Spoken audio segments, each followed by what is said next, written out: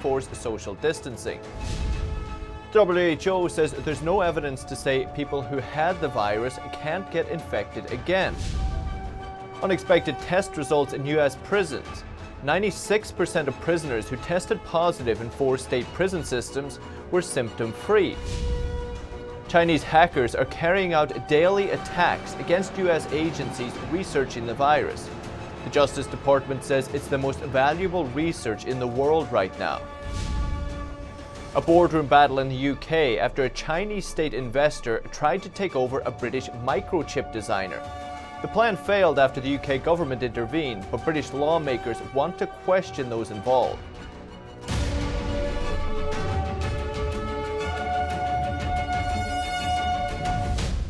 We start off this evening with an update on the virus situation around the US.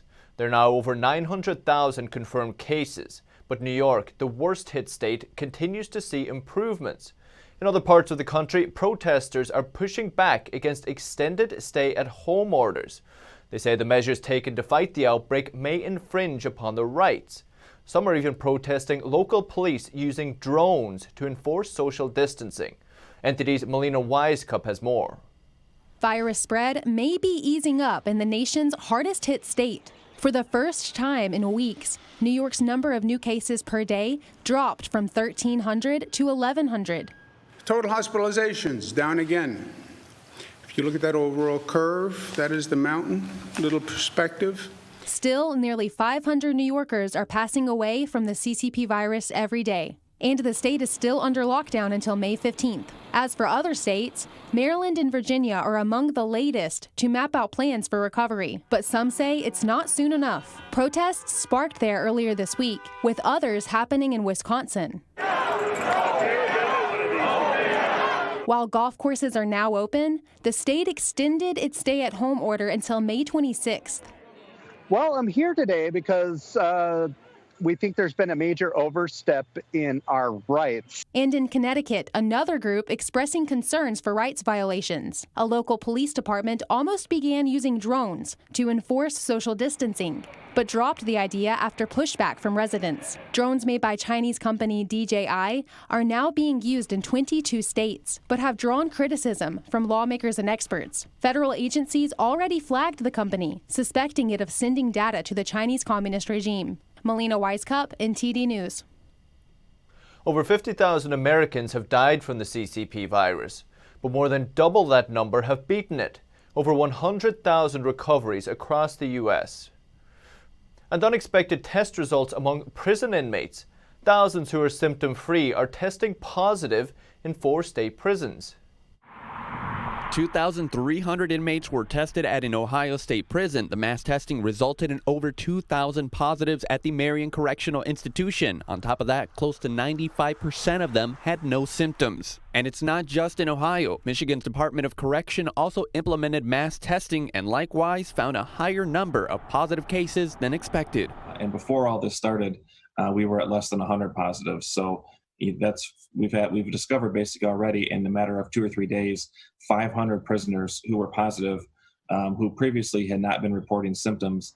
Through its investigations across 4 state prisons, Reuters found that 96% of over 3,200 inmates who tested positive were symptom-free. Professor Michelle Deitch said social distancing isn't really possible in jails. Prisons and jails are petri dishes for the spread of the COVID virus.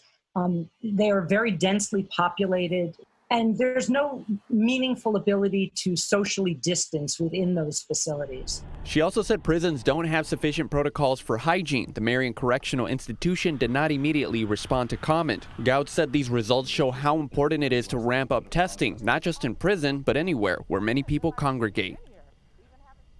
The World Health Organization said on Saturday that there's no evidence that people who've recovered from the virus are protected from a second round of infection.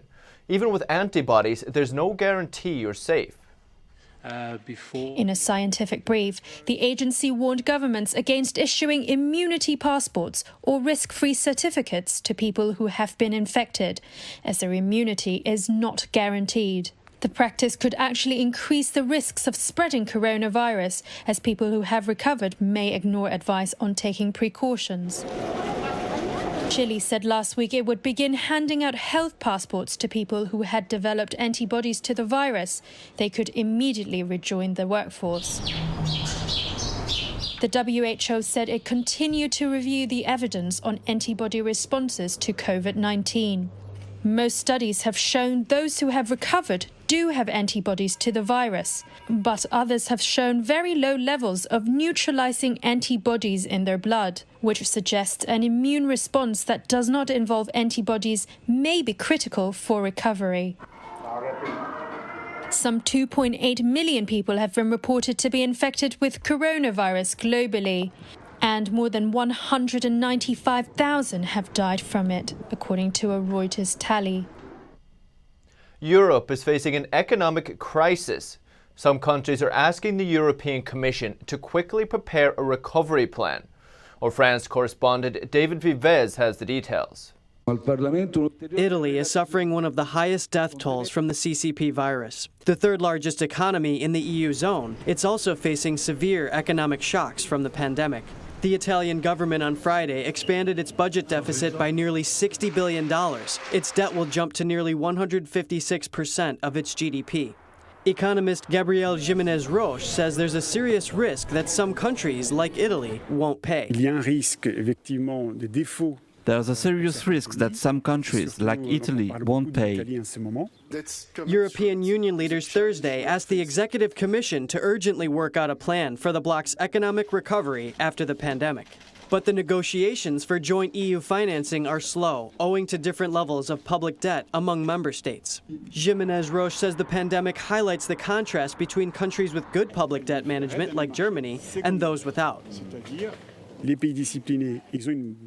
Countries that have managed their public debt well are now in a better position to negotiate. That's because they don't think the confinement will last long, but if it does, it would spell trouble for everybody.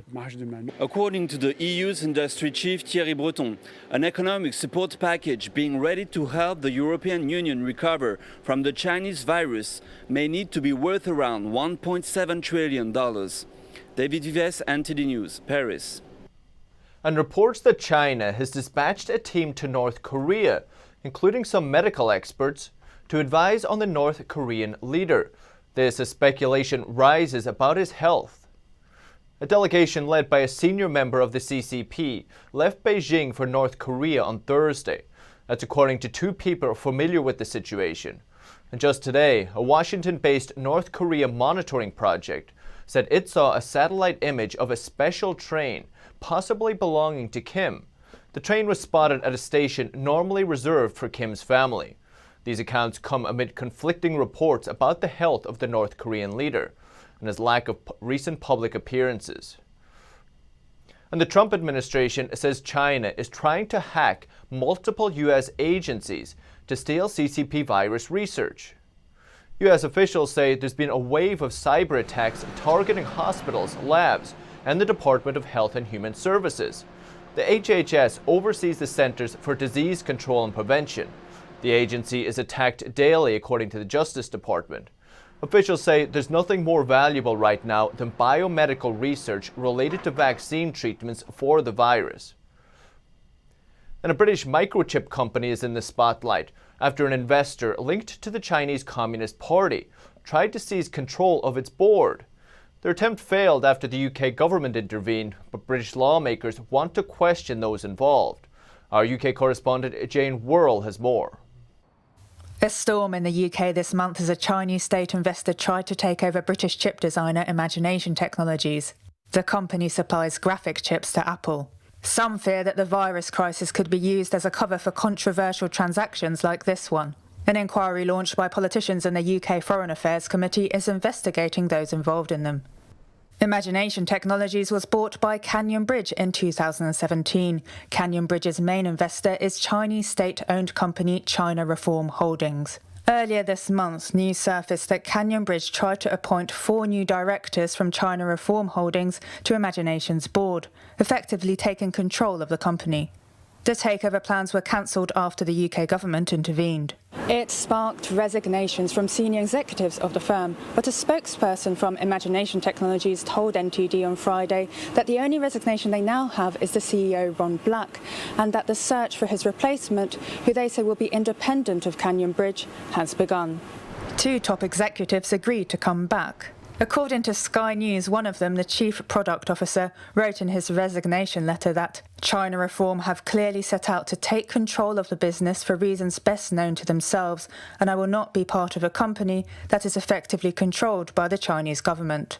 There are signs of a growing reluctance to allow Chinese investment in UK businesses, partly because of the Chinese regime's handling of the pandemic. All investment out of China is strategic when it comes to technology, and they have been monitoring outflows of exchange to ensure that it's only going towards things that the Chinese Communist Party approves of.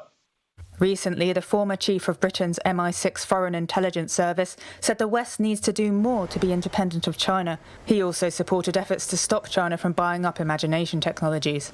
Reports say the Trump administration is also investigating the attempted UK takeover. Canyon Bridge similarly tried to take over American chipmaker Lattice in 2017, but it was blocked by the Trump administration. Witnesses involved in the saga are expected to give evidence at an online UK parliamentary session next month. Jane Worrell, NTD News, London.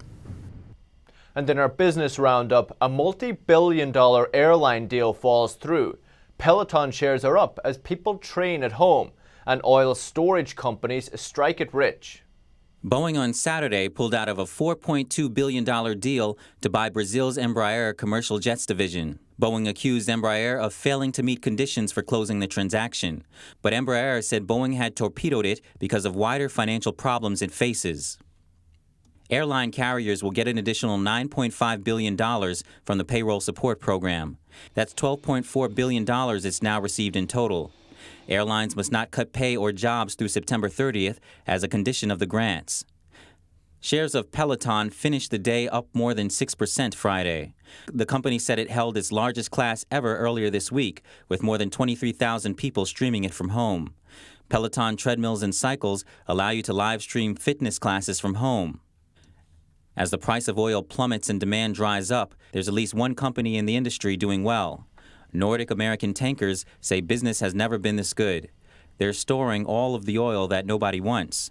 Its revenue could be up 65%. And coming up, Secretary Pompeo says China knew about the CCP virus as early as November.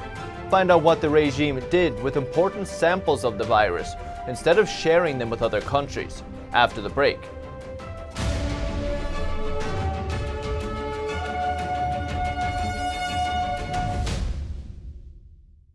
Just how does challenging Chinese Communist Party officials on Twitter fit into Brendan Carr's job as a commissioner for the Federal Communications Commission, or FCC?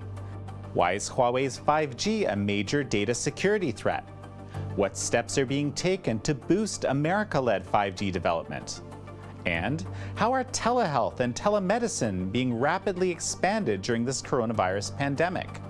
In this episode, we sit down with FCC Commissioner Brendan Carr, who previously served as General Counsel of the FCC and Chief Legal Advisor to the Commission. This is American Thought Leaders, and I'm Jan Jekielek.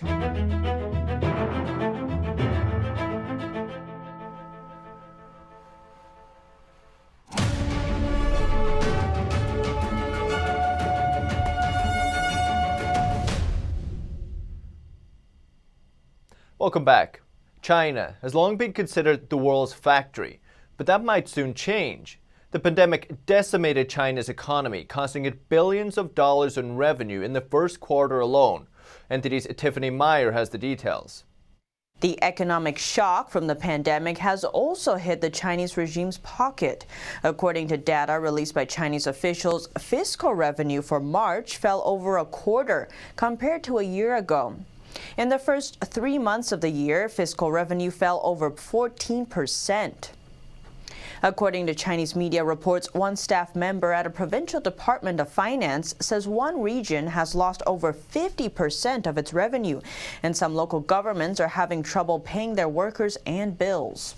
Now to face masks. Ms. Qian, a Taiwanese immigrant, works at the California subsidiary of a Chinese state-owned company.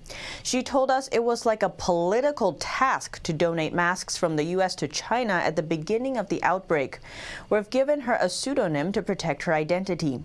She told us in January the branch she works at started fundraising, asking employees to donate money for sending masks to China. She said there was even a quota for each branch and competition between branches to see which one can raise the most money. The fundraising target was $50,000. The subsidiary company she works for sent 16,000 masks to China. Qian said that to her this felt more, quote, political than charitable, and she reluctantly donated $25. She said she doesn't understand why China needed to source masks from abroad since it produces so many itself. According to Chinese custom data, over a 5-week period beginning in late January, China imported 2 billion masks. That equals 2.5 months of global production.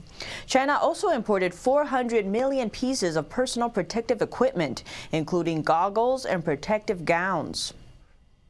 Secretary of State Mike Pompeo said this week that China knew about the CCP virus as early as November. He called on the regime to be more transparent with data and share the initial virus samples. In a Thursday interview with media, State Secretary Mike Pompeo said that China knew about the CCP virus as early as November, but to this day failed to share actual samples of it. He says it's putting the world's people at risk. He also said on Wednesday the lack of early samples are causing difficulty in understanding the virus. The CCP still has not shared the virus sample from inside of China with the outside world, making it impossible to track the disease's evolution. Understanding the virus is critical for scientists to develop test kits, come up with prevention measures and treatments, and develop vaccines. But the Chinese regime hasn't allowed the rest of the world to access the precious data. It censored those who tried to warn the world. It ordered a halt to testing of new samples, and it destroyed existing samples. According to an internal document widely quoted by Chinese media and local government websites, Beijing authorities ordered all Chinese institutions to destroy the virus samples. It also prohibited them from sharing the information with the outside world. The document was issued to local health officials on January 3rd. It also forbade Chinese institutions from publishing any relevant research paper or lab results without official permission. In addition, the Chinese regime shut down a lab in Shanghai 1 day after the facility published the virus genome sequence on foreign websites. The lab was the first inside China to release that information. This might partially explain the scarcity of data on the virus among other governments. Pompeo promised that the Chinese regime will pay a price for what they did and said that the goal right now is to control the virus. Penny Zhou, NTD News. A Hong Kong man who fled to Taiwan has opened the doors of a new bookshop. The democracy activist left Hong Kong because he feared another brutal run-in with the Chinese regime. Taiwan's President Tsai Ing-wen offering him congratulations. A Hong Kong bookseller opened a new shop in Taiwan on Saturday after fleeing to the democratic island amid fears of Chinese persecution. Taiwanese crowded into a shop in Taipei as support as senior officials from the ruling party joined in. President Tsai Ing-wen also offered her congratulations by sending flowers with a short message. Lam Wing-Kee sought refuge in Taiwan last year after he was detained by Chinese agents for 8 months in 2015, while working at a bookshop in Hong Kong that sold books critical of the Chinese leadership. His Causeway Bay books became a symbol of resistance to perceived Chinese encroachments on Hong Kong's liberties. He made front-page headlines again earlier this week after a man threw red paint at him, just days before the reopening. As authorities are still looking for the assailant, Lam said he was happy Taiwanese friends came over to the shop to show their support. Taiwan has become a refuge for a small but growing number of pro-democracy protesters fleeing Chinese-ruled Hong Kong. The democratic island has voiced its strong support for the protesters and repeatedly rejected Beijing's proposal to rule the island with the one country, two systems model it uses for Hong Kong. And coming up, European soccer teams in Germany and Austria start to train again. Find out more about the challenges they still face during the pandemic after the break.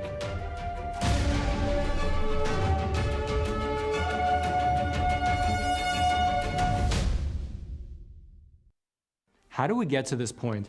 Back in December, the coronavirus was already spreading in Wuhan, and the Chinese Communist Party was covering it up and punishing the whistleblowers who dared to report the truth. Their actions led to this pandemic, which now has us, in America, stuck in our homes and losing our jobs. To this very day, the Communist Party is still lying, making it more critical than ever for us to get honest reporting about China. The Epoch Times is able to bring you the uncensored truth because we maintain a network of underground sources inside of China, hidden from the censors of the communist government. For instance, our investigative team has been contacting individual funeral homes, hospitals, and they've obtained leaked internal documents which show that China's official numbers are massively underreported by a factor of at least 10. If you're looking for an honest source of news that can keep you informed and safe, check out The Epoch Times.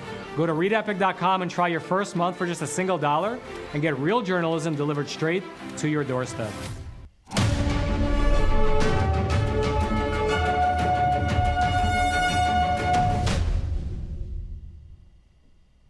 Welcome back. After more than a month of strict lockdown, some Berlin residents came out to protest the measures, but others have seen the value in quiet days at home. NTD's Germany correspondent Christian Watchen has more. In central Berlin today, protesters stood their ground against police. The people demanded an end to the strict lockdown measures. They argued with police officers that their constitutional rights had been violated. All over Germany, social distancing rules are still in place to slow the spread of the CCP virus. What do Berliners under lockdown miss the most? To see my children. My son's turning 50 and I'd like to be there. We don't see each other at all. They don't want to be responsible for possibly infecting their mom. This week, officials started to ease some restrictions. Smaller stores are now allowed to reopen. Restaurants, theaters, and other entertainment venues are still closed, but not everyone misses them. Not too much, actually. I find it much easier or much fun, actually, to stay at home. And some see the lockdown as an opportunity. And this quieting down of commercial life, at least, gives us that time to reflect on what's really important and where we should be focusing our attention. And what are the types of ideals and ethics that we want to strive to. Chancellor Angela Merkel this week said Germany is still at the beginning of the pandemic. She cautions not to ease restrictions too quickly. Reporting by Christian Watchen, NTD News, Berlin. Also in Germany, some soccer teams are starting to train again while observing social distancing. But there's still a long way to go before the leagues themselves can resume. Soccer is reawakening amid the pandemic, but the teams that have started training are met with mixed feelings. Many European leagues plan to start up again in the next 2 or 3 months without spectators. Some players and staff worry about how to keep players safe, while others say it might be too soon to reopen. One of the many concerns, what to do if a player or staff member does get sick, especially if someone from the away team tests positive on game day. If they get sick, how are they going to respond there and get back to kind of their home club or location? Some people also reject the idea of stopping the whole league if one player tests positive. It can't be that if one player or one accompanying person or a trainer gets the virus, that the whole league has to stop for 2 or 3 weeks. Training has begun in Germany and Austria, but there are many questions to answer before the rest of the league joins them. And in Texas, vinyl record enthusiasts can now take their goods to go. The state is starting to reopen and retail shops are allowed to operate, but only for delivery or pickup. Today is the first day that the state of Texas has opened up non-essential retail. People will enjoy this service. They'll enjoy curbside. My name is Chris Penn. I'm one of the co-owners of Good Records, independent record store that's been open for 20 years. People are listening to albums again as an event during this time, and it's people are sharing that within their families that they're quarantined with. It's been pretty nice to connect with the customer that way. How are you? Thank you so much. There's only so much you can eat and so many board games and so many shows you can watch on streaming television. So it's music is a very therapeutic thing and it gives people a way to escape reality for a little bit. I'll see you later. Why do you think this is something you feel like you had to do today? Well, there's a few records that came out that I'm collecting a series of them. The day was the release day. I do wish I could go into the store, but as a alternative, it's not a bad alternative. I've got a little trepidation. We might be rushing things in general to save the economy, which is already going to be hurting. It's hard to tell how long this is going to go on, and for now I'm happy to serve people safely, and I'm excited to be doing something, keep sane. And coming up, Norwegian surfers ride waves amid Norway's flexible lockdown rules. The national team coach says life's good. More on that after the break.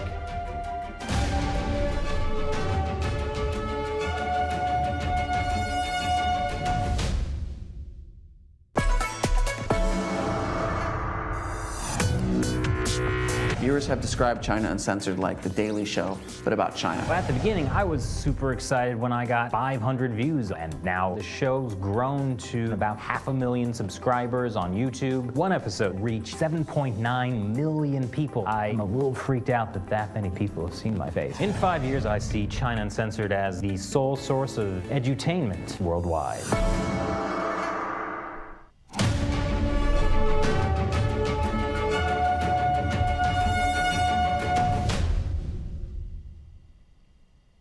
Welcome back. Life has been continuing pretty much as normal for a group of surfers in Norway. Mostly unaffected by lockdown measures there, they've been hitting the waters of the picturesque Lofoten Islands. A small group of surf enthusiasts have been able to take advantage of Norway's flexible lockdown rules to ride the waves of the Arctic waters off of the spectacular Lofoten Islands. Surrounded by snow-capped mountains that plunge into the sea, the chain of islands above the Arctic Circle is home to unique cold water reefs, a centuries-old fishing culture, and a thriving population of whales. One of the intrepid surfers is Norway's national surf coach, Shannon Ainsley. There are no sharks, I'm from South Africa, there's plenty of sharks there, there's no sharks here. And yeah, I've got a good work opportunity, so I work and live here with Lofoten Surf Centre and go surf, and life's good. Recent years have seen a number of surfers move to the region in search of the perfect wave in a setting that enjoys midnight sun in summer and the northern lights in winter. Norway's lockdown, imposed in mid-March, is less strict than many other countries in Europe. People have been allowed to leave home as long as they abide by the rules, which suits the Lofoten surfers. The country is also gradually reopening elsewhere as well. Kindergarten started on Monday, and elementary schools will resume next week. That's all for today's news. Thank you for tuning in. I'm Paul Graney.